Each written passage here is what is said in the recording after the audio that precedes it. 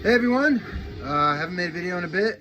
Haven't really felt like making one. I don't know.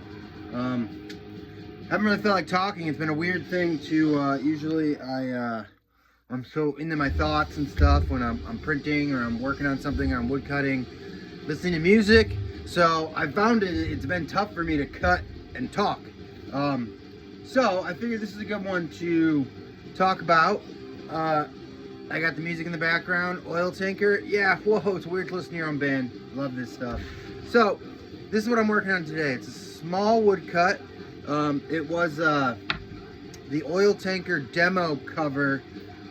We tried to do a cool thing to be like handmade woodcut as the demo cover.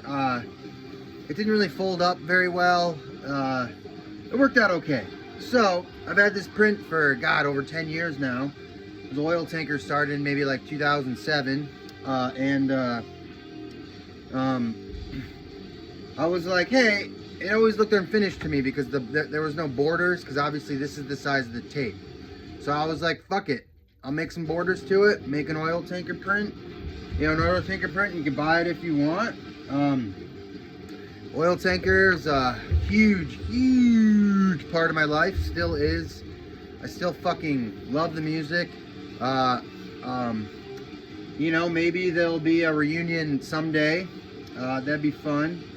But, you know, some of my bestest friends, Upton, Shane, and Paul, I grew with them, laughed with them, loved with them. They're the fucking greatest people I've ever known in my life. You know, I learned so much from them because we're all different mindsets and attitudes, and you know, it actually, I mean, sure, being in a band, partying all the time, allowed me to give an excuse to drink all the time and use drugs and stuff. But at the same time, you know, Shane and Paul and Upton, and the way their toughness, the way I used to get really bad tour anxiety. That's one of the reasons I used to drink so much. Just feel real anxious, so I'd start drinking pretty early, you know, and I'd notice that they didn't get it, and they were just kind of living in the moment, chilling out, so that helped me, and I'm forever grateful for those three dudes for, you know, some of the best experiences of my life. So yeah, like I said, got a little OILTANKER on the back. You know, I'm hoping one day that people are gonna like, we'll turn into, you know, because we were like, you know, state of fear worship basically. It's actually a funny story. So Paul and I were in a band called As Dead as Dreams with our friends Katie and Kaya, and that broke up. Katie moved to Portland, and in As Dead as Dreams we tried to be the weirdest time signatures, most avant-garde weird music you could think of. And Paul and I were just kind of sick of playing music that hard. So originally we were living together, and me and him, he was playing bass, and we decided to start a band, started writing some songs, just D-beat songs, kind of influenced by Bettercore, you know, State of Fear, Disrupt, stuff like that. And then Shane, who was living at Hartford at the time, we were in Manchester. We act Manchester, Connecticut, Hartford, Connecticut, for those of you who are New Hampshire Mainers watching this, or all over the world, whatever. So I remember seeing Shane at a bar one night, and we were having some beers, and he was like, hey, you know, I saw you're looking for a guitar player for your band. How about you learn how to play guitar and I'll play drums, because Shane's a fucking awesome drummer. So I was like, no, I can't even almost play guitar. I have a thing with guitar, I know the power chord, but I can like do a verse and go to the chorus, but then I forget the verse. Like, it's really strange. I'm the drummer, I'm just a drummer. So Shane was like, all right, fuck it, I'll learn how to play guitar. So Paul, you know, Shane knew a power chord, and Paul would point to where you need to go. And we made the demo cover, which you could say, it's funny, you can still find the demo on YouTube, but it's like, it's weird. I mean, it's nothing I'm embarrassed about or they're embarrassed about, but it was like a simplified version of what OILTANKER became. So, you know, and then we played a show. Oil Tanker's thing was, hey, we're here for a good time, not a long time. So, you know, no beer equals no Oil Tanker. So we're kind of just like a party D-beat band. And then Upton saw us at a show, asked to join the band. Shane was already in a band with him. And then there you go. He fucking brought leads to it. Upton basically brought the fucking fire that we needed, you know, and you know, a lead guitarist too, so Shane could sing. At the time it was just Shane and Paul singing, and then it kind of morphed into Upton singing too, and the greatness that it is today. So, you know, we have some LPs out, a CD on Southern Lorne Records and Profane Existence and stuff, and our own labels. So I'm just trying to cut this, you know. And what do we got? Oh shit, we got teeth. You know, we used to I miss it a lot, you know, just playing. It's tough for me to be in a band now, because as you know, playing shows, being in places where a lot of people are drinking and stuff is a trigger to me, because like I said, it was no fault to even the scene or anybody in my band or anything.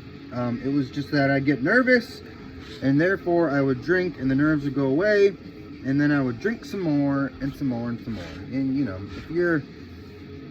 if you've been down the road I've been down, you know how that goes, you know. So I still play drums. I've made drum videos. Got to make another one. It's funny, I'm not as nervous making these videos for some reason, but when I make drum videos I get super fucking nervous, and I always just play the same beat.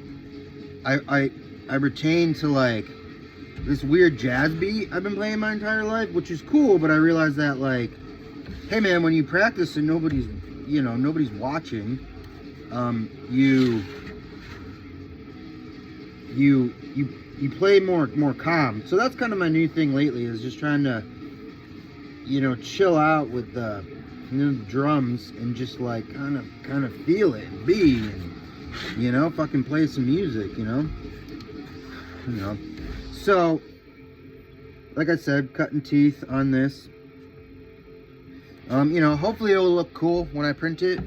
This is a small woodcut, so as you can see, it's a lot easier to cut, so I can turn it and cut this angle, cut that angle. I don't have to stand up for the big ones. Are hard to get angles sometimes. But yeah, man. Oil Tanker, it's funny, if I ever need a good way to work out, you know, I need some pep in my step, I put on some Oil Tanker. It's funny, I actually started working out. I started doing CrossFit in 2012, and I was still drinking and using very heavily, but I had realized that because I had gained weight and because I was, you know, drinking so much, that it was harder to play so fast. So I basically started working out to you know, try to play drums better. Which, you know, it did work. It's funny, we used to play shows on tour, and like Paul and I would put so much into it, and we both would be like puking after we played, you know. It was like, you know, some of those hot nights or whatever, and it was, you know, I wouldn't change it for anything. You know, we had some fucking amazing fucking times. But yeah, and you know, and then we had the Whitney house, which, you know, was so much fun. It's kind of funny, I was talking to my therapist the other day, and I was like, you know what, I don't have any regrets, because like, I'm lucky for making it out of what I made it out alive, and two, I fucking got it all out of my system in my early 20s, or, you know, my late teens to early 20s. You know, we started going on, my band is At His Dreams, started going on tour when I was 18, and I remember being so nervous. Is just kind of weird emotions there, but just because of my anxiety was so bad at that point, and I wasn't 21, so I hadn't, you know, discovered, well, not discovered, but I couldn't buy alcohol at the time, right? So, you know, and I realized the more fun nights on tour were the ones where we would party and people would, you you know, buy us beer and shit.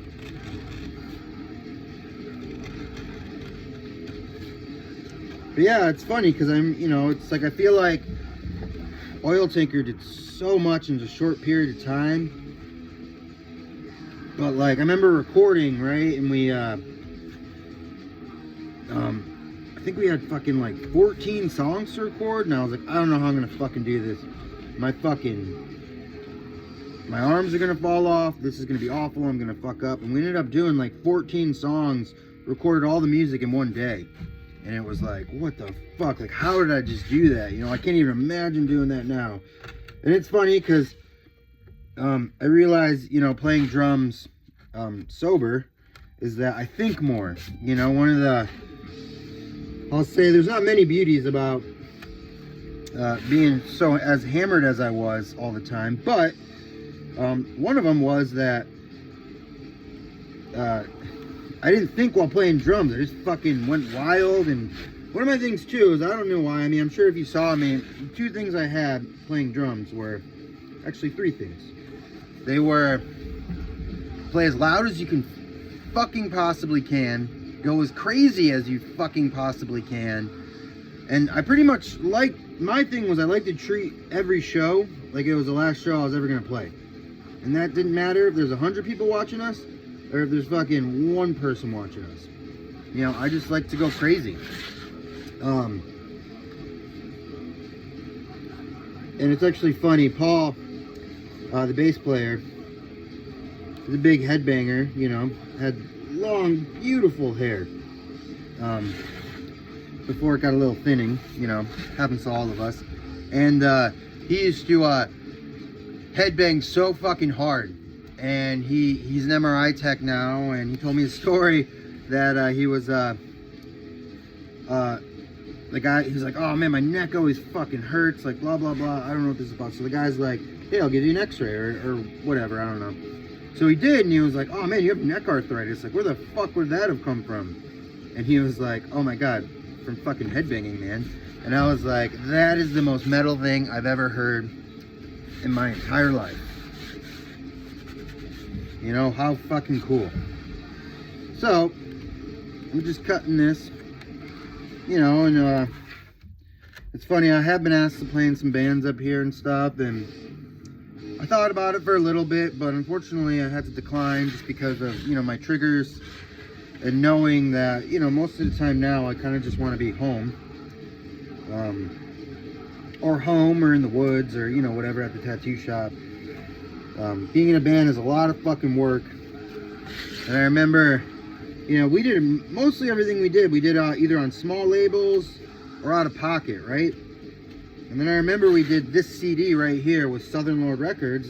They got some money, they wanted to help out some smaller bands.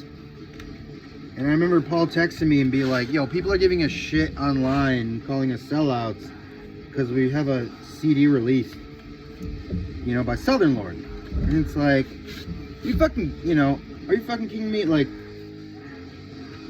one, if you're in a band, you know, you don't make any fucking money, ever. You're lucky to have gas money, beer money, seltzer money, cigarette money at the end of the day.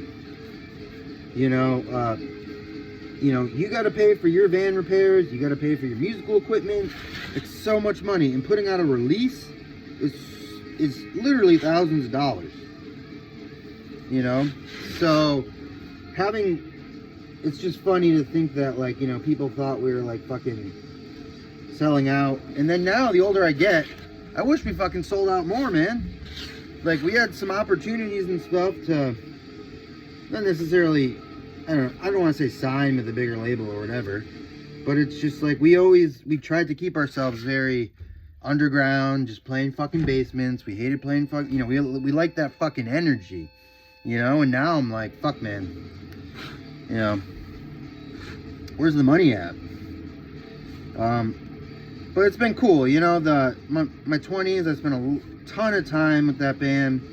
You know, and we also did other bands called The Hammer and Consumption, which were fucking awesome. My friend Kristen and Will and Sal, and Phoebe.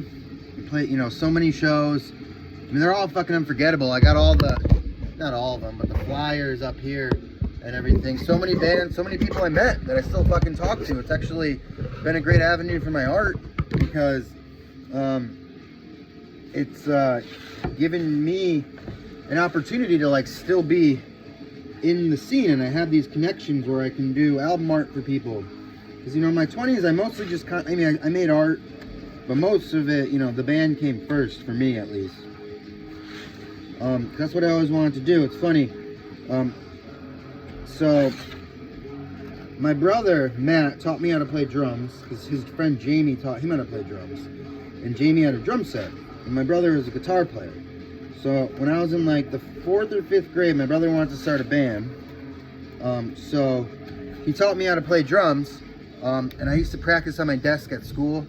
I had drumsticks and a drum pad, because, you know, drums are expensive. And my parents were like, hey, we're not buying you anything until you're like fucking serious about it. You know, I remember my brother, Matt, he had to get his first guitar. My mom made him learn Stairway to Heaven on a rental. And once he was able to learn it, she bought him the guitar, which is fucking awesome, you know. I think that's a real cool story. So, yeah, so my brother taught me how to play drums, and we used to jam, in the basement on my dad's weight bench, you know, because the weight bench kind of had like where a hi-hat would be, and I would just smack the thing, and you know, so it was pretty fucking cool. And yeah, so I mean, it turned into this outlet for me. I always wanted to be in a band, you know, big, you know, Green Day fan, you know, Nirvana, stuff like that, got me into rock and stuff, when I was a kid, so I remember writing this poem, and I saw it like years ago. My parents were kind of cleaning out their older house, before they sold it. It was like, you know, what do you want to be when you grow up? And it was like, I want to be in a rock band, you know, touring with my brother Matt, and my manager will be my dad, you know. So I always thought that was funny, because I ended up, you know, obviously, I'm not playing in a band actively right now, but yeah, for the way I am, I mean, I got to live out my dream, you know. See, you know, unfortunately we never made it to the West Coast or Europe, stuff like that, but you know, I got to travel the country and meet so many people and party, and, you know, it's just fucking great times, you know. And it also gave me, which I think it's good for kids now to like learn how to play instruments, because like it gives you a sense of purpose, right? I feel like everything's so fucking controlled in a little kid's life, and, you know, you go to school, you do this. And I feel like a musical instrument is something you fucking own, you fucking control yourself, and you can pick whatever type of music you want, and you can become amazing at it. And I always say that. I always say about drums that, you know, learning how to drum is fucking hard. Like learning how to get the... But once you get the coordination of your feet and your hands together, the world is your fucking oyster, man. Like, you pick whatever, you know. I was really into jazz and stuff, so like the triplets and stuff. And it's funny because I play a D-beat band. A D-beat, for those of you who don't know, which, you know, a lot of people don't know, but a lot of people do, you know, it's like, which is played in OILTANKER, which, if you slow it down and stuff, is kind of a jazzy beat. So I was into my triplets, my fills, and everything. I always hated, never got into double bass. It just took too much away from my hands. I like doing stuff with my hands and go crazy, and, you know, yeah, that was my drumming look. You know, Paul said that when I drummed, it always looked like I was trying to eat my own ear off. I appreciate that, you know. I think that's a good, that's what I looked like, you know. It's funny, I remember when Beth and I first started dating, within the first couple months, we had a consumption show, and she saw me play live for the first time, and I was like, after, I was nervous, because I was like, you sure you still like me? I got a little embarrassing when I played drums. There used to be a time, when we used to play this song called Ignorant Bastards, which is again stupid racist fucks, and there's a stop in the middle, like, I do rolls and it's like, din-in-in-it. And it's supposed to be a second stop, and then I started in again and go, bup, bup. But I used to think it was funny to like, put my hands in the air and like lift up my shirt and like do all this weird stuff and everything. And I'm pretty sure everybody in the crowd was like, what the fuck is this clown doing? You know, but it was fun. I remember, you know, we had one show where everybody was out of tune and tired in Tennessee, and we fucked up a lot. And everybody was kind of a little mad at each other. You know, we had been on tour for a while, and, you know, people were sick. It just gets tough. And then I had to be like, hey, like, or, you know, not just me, all of us came to this conclusion that, like, hey, like, we're a punk band.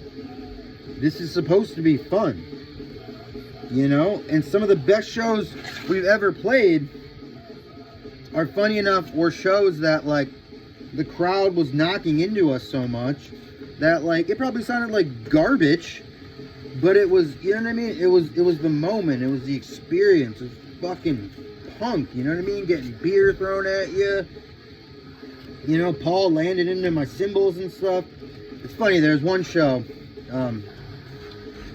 and fuck, the name of it, maybe I have the flyer, actually. There's a place in Wisconsin, my buddy Timo did it. It was a Pyroclast. Fuck. Oh, Subvert City. That's what it is. The flyer's up there, actually. And it was a small little basement, and we played it. And Paul, I remember, it was a rowdy crowd, which is fucking awesome, right? Wisconsin, Madison, they always fucking show up, you know? I remember Paul, you know, put his mic in the middle, and, you know, he's ready to go. And then Shane and Upton kind of saw the crowd and backed up next to me and put their mics there. So the whole time, Paul's just getting thrown into the drum set like a fucking wrestling match the entire time. It was fucking, it was hilarious. You know, looking back on it now, it was hilarious.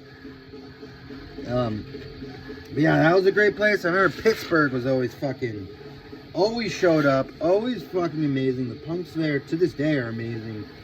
Minneapolis, oh man, Minneapolis was fucking great. Yeah, I mean, so we did a lot, and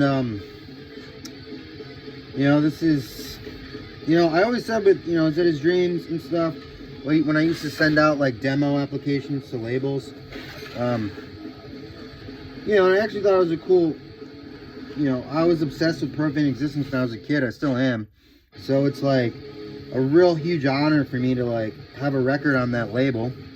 And it's an honor to have Southern Lords, one of the record labels. I fucking remember sending a demo, you know, listen to thing of Is That His Dreams to them back in the day.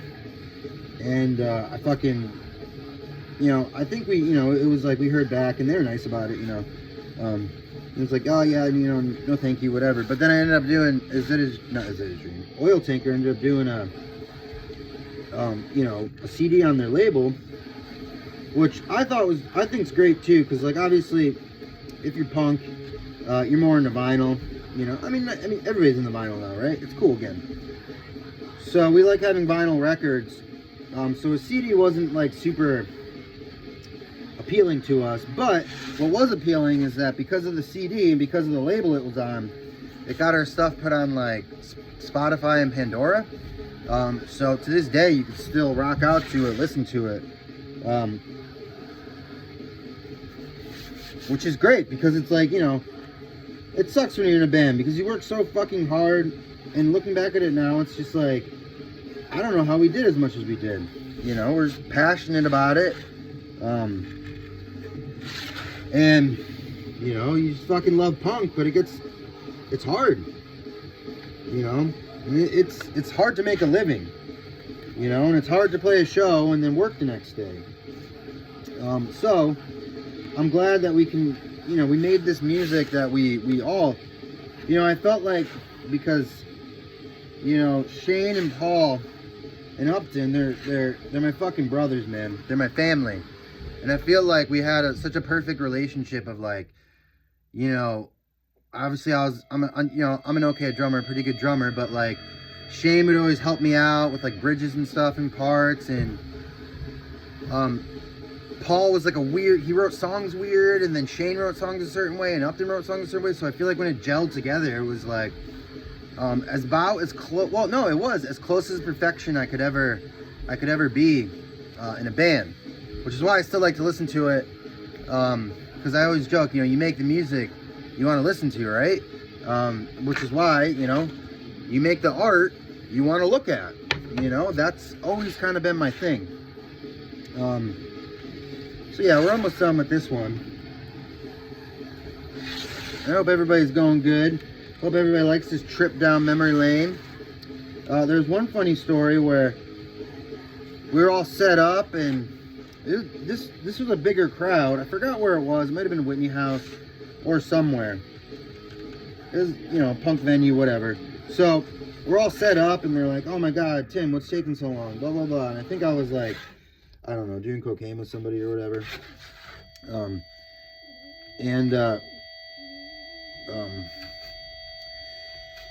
I had all my drums set up, but I forgot to put my drum stool down. So I was like, yeah, everybody, what's up? Blah, blah, blah. So then I go to sit down, and they're all fucking staring at me, waiting for me. And then I go to sit down thinking there's a stool there. I just fell completely off the stage, and everybody fucking laughed, and it was fucking hilarious. So yeah. So this, and funny enough, I only played, because I like to talk about my addiction and everything. I only played one Oil Tanker show sober, and that was because I had gotten food poisoning. It was a funny story. We were driving to ABC No Rio to play a show with Witch Hunt, booked by Nick Poot from Attack A. Rest in power, my friend. He was like, hey, you guys want to get on this? And we were like, whoa, this is a pretty big show. We got to get there. And we, of course, the night before there was a party in Hartford. I partied my brains out. And then we got breakfast in the morning, and I had the worst stomach pains I've ever had in my entire life. So we're driving there, and a tire blows out in the van. We go get it fixed, but the tow truck driver's like, hey, these guys can't be on the road. So we're like, yeah, somebody's gonna pick us up. So Upton and I just hid in the woods, and I contemplated shitting in the woods, which now, since I have shit in the woods, I should have just shit in the woods. But before, since I was a city boy, I was a little, I didn't know about it. I didn't know the spiritual powers shitting in the woods has. So I remember being there, just like, I don't know, fucking talking to the punk gods or whatever, that I'd be okay. It hurt so bad. Upton's in a tree pointing out and telling me about all the different plants, because he was a plant biologist. It was really therapeutic for me at the time, because I was so anxious, and him just like kind of talking to me about stuff and laughing and about these plants and stuff. It was good. So we finally get in. We finally go to a rest stop, and the joke is that they were paying for stuff, and they could hear me shitting. They could audibly hear my butt noises from, like, the whole store could hear it. And the whole, and I was going like, ah, you know what I mean? Because sometimes you just get into it. Shit happens, right? They say that for a reason. So, yeah, I ended up being like, okay, I'm going to get a whole thing of Tums, right? I'm going to get a whole thing of Tums. So I ate a whole thing of Tums, which was a bad idea. And we get to New York. We're waiting to play. And I'm like, I need to throw up. And I'm in fucking New York City. There's nowhere to fucking throw up. And nobody's going to let you use their fucking bathrooms if you don't pay for anything. So I ended up, one guy who was opening the bar, and I was like, hey, dude, I'm sorry, I just need to use your bathroom. I need to unload. And he's like, yeah, man, it's cool. Go for it. So I fucking puked up everything. I played. We ended up playing, and it was cool because they were like, wow, I think that was our first time there. We ended up playing a bunch of shows after that there. I fucking loved that venue. And what an honor it was to play there, just because I, grew up fucking worshiping the punks that, went to ABC No Rio. I actually did a History Day project on ABC No Rio in high school. So that was my only my only sober show I played with Oil Tanker. On that note, I'll let you all go. I love you all. Bye.